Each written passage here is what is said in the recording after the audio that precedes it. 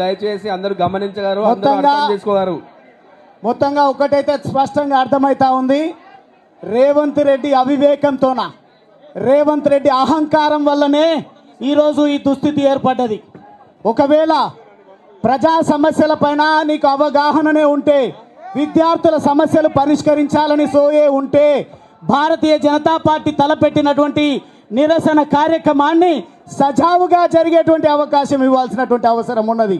కానీ నీ అహంకారము, అవివేకం వల్ల ఈరోజు భారతీయ జనతా పార్టీ, ఈరోజు దేశాన్ని ఏలుతున్నటువంటి భారతీయ జనతా పార్టీ రాష్ట్ర శాఖకు తమ పార్టీ కార్యాలయంలో నిరసన చేసేటువంటి దుస్థితి తీసుకొచ్చినటువంటి రేవంత్ రెడ్డి, ఆనవాయితీగా మారినటువంటి నీ అలవాటు ఏదైతే జైలు చిప్ప కూడుకు అలవాటు పడ్డటువంటి నీ నైజం ఈరోజు విద్యార్థులను ఈ దుస్థితికి తీసుకొచ్చింది. ఫీజు రియంబర్స్మెంట్ చేయించే విధంగా, అదే కాదు ఎన్నికల్లో అధికారంలోకి రావడం కోసం ఎన్నో రకాల హామీలు ఇవ్వడం జరిగింది. ఈ ఒక్క సమస్యతోన కేవలము భారతీయ జనతా పార్టీ రాష్ట్ర అధ్యక్షుడిని పార్టీ కార్యాలయానికి పరిమితం చేయడం వల్ల ప్రజా గొంతుక మూగపోతుంది అని భావిస్తున్నావేమో, కానీ చాలా సమస్యలు ఉన్నాయి. మీరిచ్చినటువంటి బాబాసాహెబ్ అంబేద్కర్ పేరిట ఇచ్చినటువంటి అంబేద్కర్ అభయ హస్తం విషయంలో కూడా పార్టీతో చర్చిస్తాం, అవసరం అనుకుంటే ఉద్యమాలకు శ్రీకారం చుడతాం. ఎట్లా ఆపుతావో ఆపి నీ దమ్మెందో చూపి అని రేవంత్ రెడ్డిని అడుగుతా ఉన్నా. విద్యార్థి సమస్యలను పరిష్కరించకుండా నీ విలాసవంతమైనటువంటి ప్రజా సొమ్మును దుర్వినియోగం చేస్తూ ఢిల్లీకి విదేశాలకు యాత్రలు పెట్టుకొని నరేంద్ర మోదీ గారి పైన మాట్లాడేటువంటి మొనగాడిలాగా ఈరోజు నాకు అనుమతి నిరాకరించింది భారతీయ జనతా పార్టీ ప్రభుత్వం అని నిందలు వేసేటువంటి ప్రయత్నం చేస్తూ ఉన్నావు. మొదటగా ఫీజు రియంబర్స్మెంట్ చెల్లించు.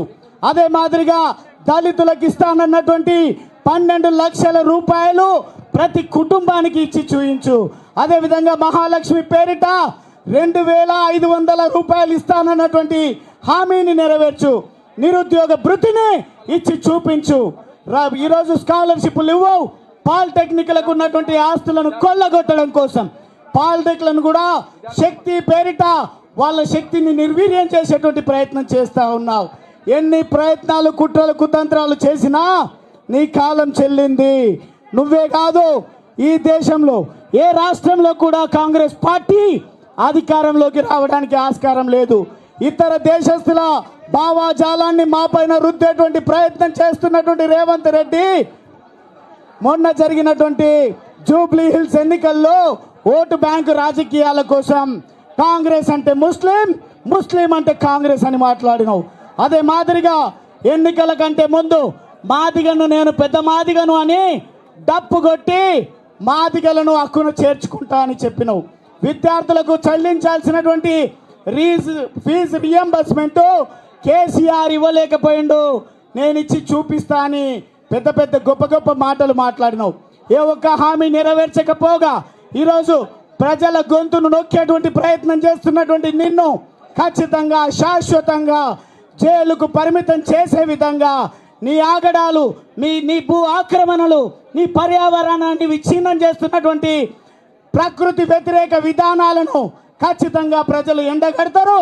రాబోయే రోజుల్లో ప్రజా తీర్పుతో నిన్ను జైల్లో కూర్చోబెడతారని రేవంత్ రెడ్డికి హెచ్చరిక చేస్తూ ఈరోజు మా పార్టీ అధ్యక్షుడు తీసుకున్నటువంటి ఈ ఫీజు రియంబర్స్మెంట్ మూవ్మెంట్ ఏదైతే ఉందో ఇంతటితో ఆగదు.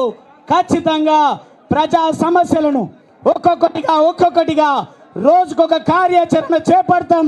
రాష్ట్ర వ్యాపితంగా ఉద్యమాలను ఉధృతం చేసి నిన్ను ఉక్కిరి బిక్కిరి చేసి భారతీయ జనతా పార్టీ ప్రజా సమస్యలను, విద్యార్థి సమస్యలను పరిష్కారం చేయడం కోసం ఈ రాష్ట్రంలో కాషాయ జెండాను నాటుతుంది అని ఈ సందర్భంగా తెలియజేస్తూ, ఖబర్దార్ రేవంత్ రెడ్డి వెంటనే ఫీజు రియంబర్స్మెంట్ చెల్లించేటువంటి నిర్ణయం తీసుకోవాలి తప్ప గంటల తరబడి ఊకదంపుడు ఉపన్యాసాలతో నా సెక్రటరేట్లో నీ రాజకీయ పబ్బం గడుపుకోవడం కోసం నీ పైన విమర్శలు చేస్తున్నటువంటి నీ సొంత పార్టీ ఎమ్మెల్యేల పైన, సొంత పార్టీ మంత్రుల పైన చర్యలు తీసుకోవడం కోసం నీ సొంత ఎజెండాను ప్రజా ఎజెండాగా మలిచే ప్రయత్నం చేస్తున్నా నీ మూర్ఖపు ఆలోచనలకు స్వస్తి చెప్పాలని ఈ సందర్భంగా తెలియజేస్తూ 2 రోజుల దీక్షకు పూనుకున్నటువంటి మా అధ్యక్షుల వారికి పూర్తి స్థాయిగా పార్టీ శ్రేణులు అండగా ఉంటాయని తెలియజేస్తూ కార్యాచరణ ప్రకటించండి.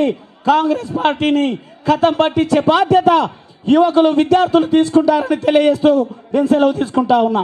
ధన్యవాదాలన్నా.